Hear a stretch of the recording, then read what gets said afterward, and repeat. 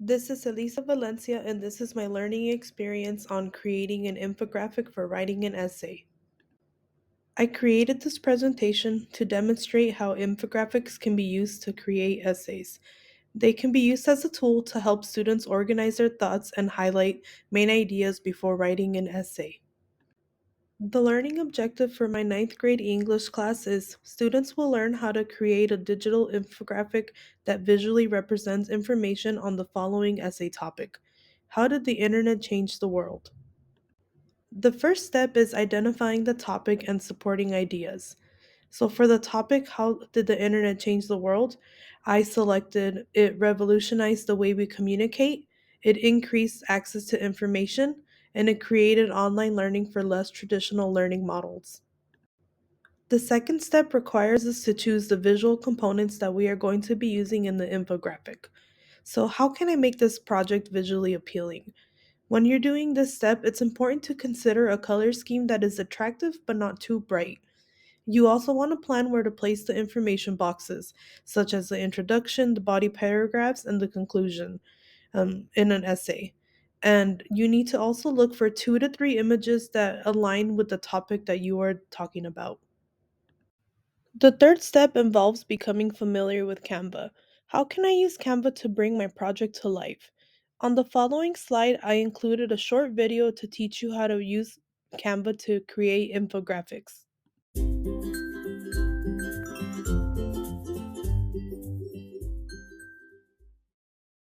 Hey YouTube, what's up? I'm going to show you how to easily, and I do mean easily, create a simple infographic using Canva. So the first thing you're going to do is go to canva.com, create an account if you haven't already, and then you're going to be logged in. Now you can come up here to use custom dimensions, which is what I'd recommend, and we're going to set it to 1500 by 1000 pixels and click design. Now, what a lot of people don't realize about Canva is that you can actually search for categories of images and not just specific images. So you can search for infographics, and Canva will bring up the shapes that you can customize for infographics. So for this really simple infographic, we're going to do Pinterest user stats. But let's start with a title. We'll come back to the infographics. Let's go to text, and I want something kind of rectangular. Let's just choose this. We're going to type Pinterest user stats. And let's drag this so we can get more of the page here. Okay, so we know it's centered when we see that line. So now let's do our percentages. So we're going to go back to infographics again. And let's use this thing that looks like a lollipop. Just going to drop it there. We're going to change it to 75%, and we can change the color of the lollipop. Let's do that. And then for our text, we'll make it black. So we can now copy this entire lollipop with the text by hitting copy and then just move it over. And when we see those two lines, we know that it's centered. So now we need a label. Oh, we've got to change this to 25%. So now we need to label our lollipops. So let's go to the text category. And we're going to scroll through here a little bit. Let's grab this. There like that. It's a little big, so let's take the handles, drag it, kind of move it over.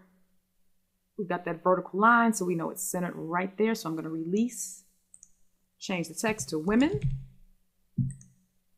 And now we can copy this, drag it on over till we get our little lines. We know it's centered. Type men. Bam. How easy is that? Now we can also add a background if we want, or you could leave it white. It's up to you. That, it's a little too busy. That could work. So you guys get the idea. It took me, what, 3 minutes to do this? Maybe 4? Very, very simple. And obviously you can do a whole lot more. One thing I also wanted to mention, if you happen to drag something on your canvas and maybe, for example, this 75% was in front of the woman banner and you wanted to move it to the back, you can always click this back and it will move that image behind the other image. So there you have it. You can use these for your social media feeds, for your blog posts. It's just a fun way to liven up your content. Enjoy!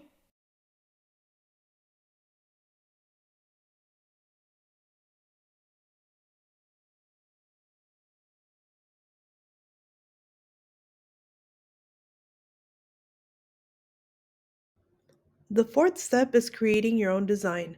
After learning to use Canva, it's time to get creative. You can now apply those skills to create your own design. I've added some tips to help you get started. So, what I do is I choose the layout before adding all of my words. That way, you have it organized and you have a general idea of where your information is going to go. Another tip is to leave adequate space between elements. You don't want to crowd it too much because then it draws away from the main ideas. And lastly, it's important to keep it simple so it's easier to follow and visually appealing to look at. The fifth step is sharing your design. Your final design should include the following components. It should have a title, a box for your introduction, and three boxes for the main ideas that you're going to discuss, and the conclusion also should go in its own box. And this shouldn't be too long. It needs to maybe be about 2 to 3 sentences per box. That way, you're not overcrowding the document with words. And I've also added a couple of graphics that are they go with the theme and they follow the idea of working together and creating documents. What students will gain after this project? Students' digital literacy will increase because they now know how to use Canva to create digital presentations and infographics. They'll also be able to effectively present ideas since they can break down a topic into smaller sections. Lastly, they can become more comfortable with writing essays because they have a deeper understanding of how essay structure works. If you do have any questions, please do not hesitate to ask me. I am happy to help. Thank you for watching my presentation. Now let's apply this knowledge and create our own infographic.